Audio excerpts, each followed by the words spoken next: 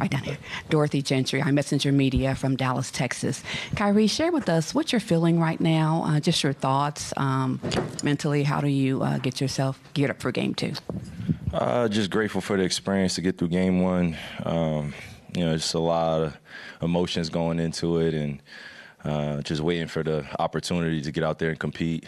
Going against a great Celtics team. So we just had to get this one out the way, and we didn't perform the way we would have wanted to tonight. It starts with me just being able to get out there and get us settled. I got to take some accountability for just the communication and just going out there and getting used to the way that the kind of environment was going to be. But I think my teammates did a great job of staying together, sticking to the game plan. We obviously made some mistakes, like I said, but we gave ourselves a chance in the second half, and we just got to continue to do the right things and win the quarters as much as we can. They came out and hit us in the mouth early, got the home crowd going into it, down 17 in the first quarter. It's not really like us to give up 37 points. It's happened to us before in the playoffs, but we just want to make it a lot tougher on them. And they hit a lot of threes. And, again, when you get them rolling like that, they play a very easy game the rest of the game. And we just got to hit them in the mouth a little bit. So they did their job getting Game 1, but we're going to take our lessons and get ready for a good Game 2.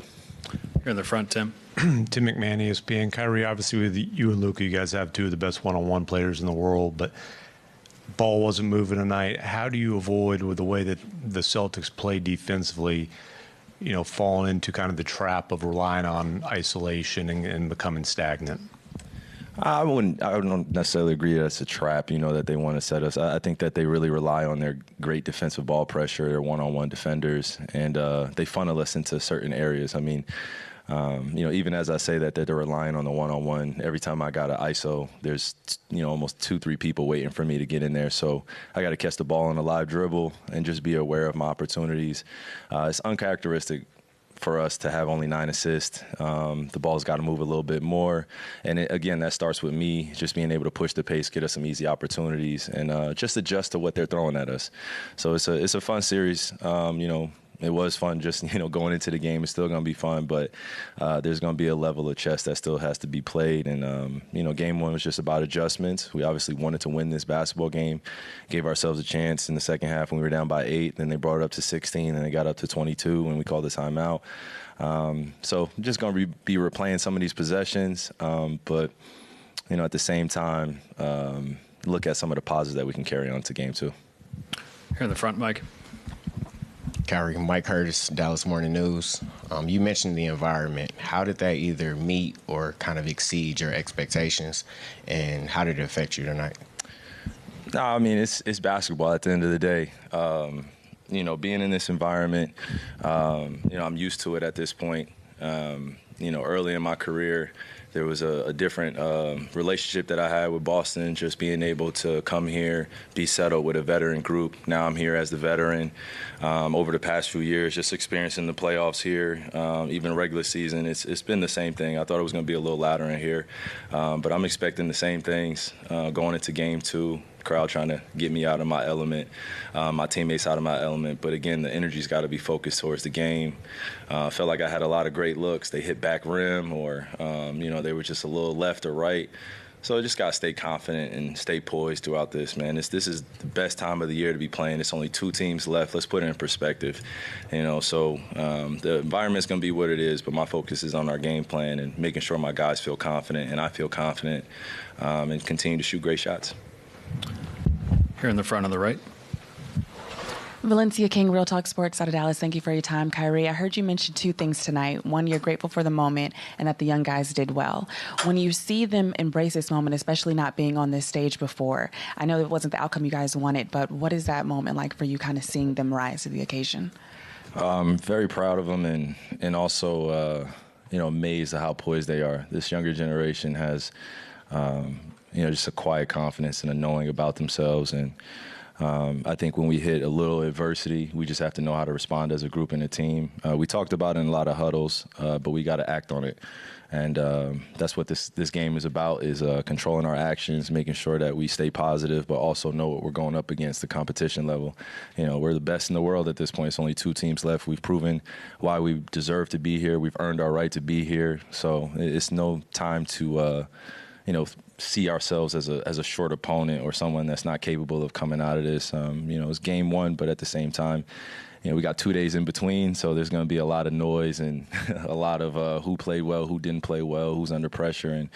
And just tell my guys now is not the time to fall into that and get divided and, be on social media all day listening to people that aren't on the court with us. No disrespect to anybody, but it's just, we're the players out there, so we got to control what we can control and be ready to put on for each other. 2 seats down here on the front. You're right about that.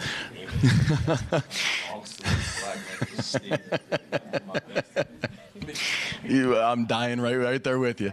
Mike Leslie, WFA, you guys defensively have been so good in these playoffs tonight, the way that they were moving the ball. It seemed like you guys were a step slow on the rotations. What do you need to change? How do you guys improve on that for games? We just settle in emotionally and also just continue to pinpoint the things that are working for us where we're funneling their guys to where we want them to go. And then also offensively playing off a live catch. They do a good job of loading up when we're on a dribble. They do a lot of, reaching, a lot of verticality effort. So you got to give them credit. We're going against a great team. And now is the time to just look at film, spend the next 2 days healing up and just getting ready for a physical game too. Dwayne Price, Mavs.com. Kyrie, you guys outscored them in the 3rd quarter and the 4th quarter. How do you piggyback on that and take that into game 2? And what did you guys do in particular to get the score back to 8 points in the 3rd quarter? Again, just look at film and then also be ready to wash our hands with what this game was and how we didn't rise to the occasion to start off the game or just be able to battle with them during those runs. They're going to make some threes at times, but we want to make them tough. When they're at home, they shoot incredibly well.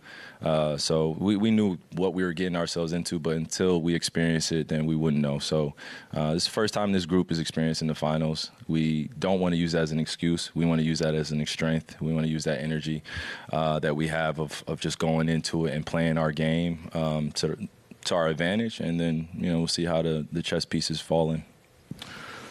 Over here on the left, Robert. Right here, sir. Robert Littell, BSO. Obviously, during the playoffs, you've lost game 1 before. You've come back very, very strong. You yourself have been part of the greatest NBA Finals comeback of all time. I sense a lot of calmness and peace with you up on the stage here.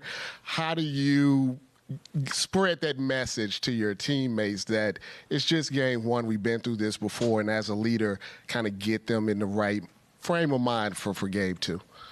Yeah, it's not the first time I've lost in Boston, so I don't want to continue to make it a habit, but they've had the few games over me, and they have our number, and it's just not our number. I don't want to say our number, but over the past few years, the teams that I've been on, they've had my number a little bit, and you got to give credit to a good team. They've been good over the past 3-4 years, so we want to show them respect, but at the same time, we want to bring our best game. We have to play 4 of our greatest games in order to win this series, in order to win the finals.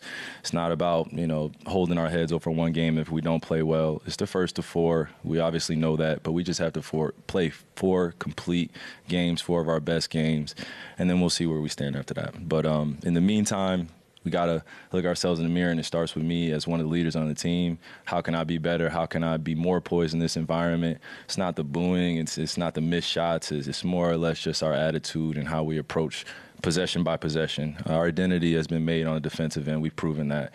I haven't had the best games offensively this playoff run, but we've been able to get stops, timely stops, and been able to pick each other up on the offensive end. We have all-world talent on this team, skill sets out of this roof, but now it's just about remaining confident and always knowing that, you have somebody that's been through it, but now it's our turn to go through it together, and, this is what makes it exciting. Last question here on the right. Tim Cato, The Athletic. Kyrie. Go ahead. I'm sorry. Nah, you're good. So similar question to to the one you just answered, but when you guys went down 0-1, twice already in this postseason run, do you remember what the next day felt like, and clearly why that it worked in both of those series? I mean, yeah, it's hard to compare just because you're going against different players, different series. But I will say that, the next day was pretty cool, because to see us still join together in practice, still go through our day-to-day routines and rituals, and just hold each other up and hold each other accountable, but in a very healthy way. And we're very honest about what we can continue to do better, and then we're very honest about how we can coach one another to be better. We're going to hear the familiar sentiment or the familiar phrase that, a lot of guys haven't experienced the finals and on our team, and that's okay. Experience is the best teacher, and once you get game 1 out of the way or game 2 out of the way, you start feeling better about the series. But when you lose game 1, there is a level of disappointment. We're human. I've always said that. We're going to feel the natural emotions. You feel the highs and lows of the journey, but when you lose a game like this, especially in the finals where everyone's watching, it's going to hit you a little bit. But again, like I said, now is the time to not get on social media and not pay attention to what you guys are saying, no disrespect, but we got to go out there and just focus on what we can control. And I just know how the next 2 days are going to go, man. It's going to be very loud. It's going to be very chaotic at times. People are going to have words to say about how we can be better or how we're going to win or lose the series. But again, it's about us focusing on what we can control in that locker room. And we have great leaders in that locker room. So it's not just me who has the experience that I'm going to be leaning on. I'm going to be leaning on everybody to help me out too, as I help them. Thank you, Kyrie.